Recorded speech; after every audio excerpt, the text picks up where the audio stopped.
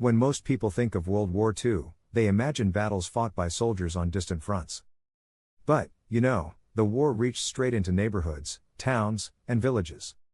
Civilians across Europe and Asia had to find ways to defend their homes, survive bombings, and protect what little they had. These weren't high-tech defenses built with military budgets. They were resourceful, often improvised, and rooted in necessity. What makes them remarkable is how many of those ideas still hold value today. Whether for survivalists, homesteaders, or history enthusiasts, the lessons of World War II home defenses remain practical, simple, and enduring. Blackout curtains showed that invisibility can be a defense. One of the most widespread civilian defenses during World War II was the blackout. Cities across Britain, Germany, and Japan enforced strict blackout rules to hide homes from enemy bombers at night. Families used heavy curtains, blankets, or even layers of tar paper to block light from escaping their windows. The principle was simple. If the enemy can't see you, they can't target you. This idea saved thousands of lives during air raids when bombers relied on light as a navigation point. Covering windows at night can prevent outsiders from seeing inside, protecting privacy and reducing the risk of being targeted. In rural areas, blackout methods can also shield your home from being spotted at long distances. Whether you're conserving fuel during a blackout or just want discretion, it shows that sometimes the best defense is simply staying unseen. Sandbags and simple barriers absorb more than explosions.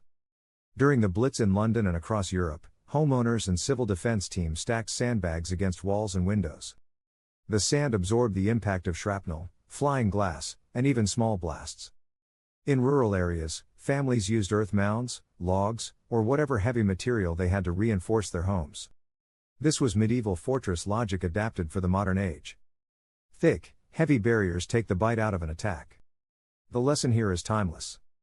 Sandbags, dirt, or even stacked wood can still be used today to shield against storms, stray bullets, or natural disasters. In flood zones, sandbags redirect water. In rural settings, barriers of earth can act as fire reeks or protection from high winds. World War II civilians knew they couldn't stop bombs from falling, but they learned they could lessen the damage with simple, low-cost materials. Community watch and neighborhood defense proved strength in numbers. One of the most effective home defenses in World War II wasn't physical at all. It was organizational. Neighborhoods formed civil defense groups where ordinary citizens took turns patrolling streets, watching for fires, and enforcing blackout rules. These groups worked because people trusted each other and coordinated their efforts. If a bomb started a fire, the watch group responded immediately with buckets, hoses, or hand pumps. If looters tried to take advantage of chaos, neighbors stood together to stop them. This idea is just as powerful today. Modern survivalists understand that no one can guard everything alone. Community watch programs, rural fire patrols, or simple neighborly agreements carry forward the World War II principle of shared responsibility. Building trust and setting up systems before trouble comes is as much a defense as walls and barriers. Cellars and shelters reinforce the value of going underground. When the air raid siren sounded, families scrambled to their shelters. In Britain, the government distributed Anderson shelters, corrugated steel huts buried partly underground and covered with soil.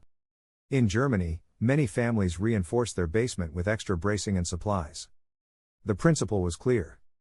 The earth itself was the strongest shield against falling bombs. For modern times, the shelter lesson is broad. Underground root cellars can double as storm shelters. Reinforced basement can provide protection during natural disasters or civil unrest. Even digging a shallow trench as a temporary shelter during extreme weather mirrors what World War II families did in their gardens.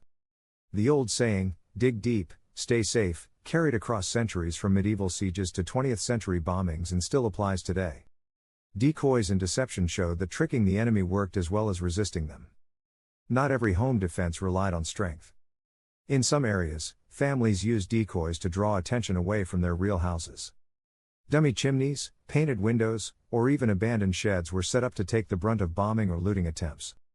In larger-scale operations, entire decoy villages were built outside real cities to lure enemy bombers off target. It was deception as survival. The same principle applies now.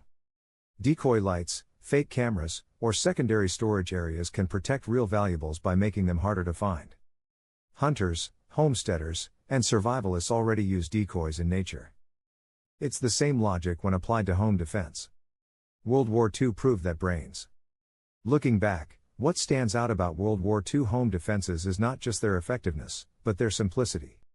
Heavy curtains, bags of sand, coordinated neighbors, underground shelters, and decoys were all within the reach of ordinary families. They required no advanced weapons, no great wealth, only creativity, cooperation, and an understanding of basic principles. For today's enthusiasts of history and survival, these lessons remain vital.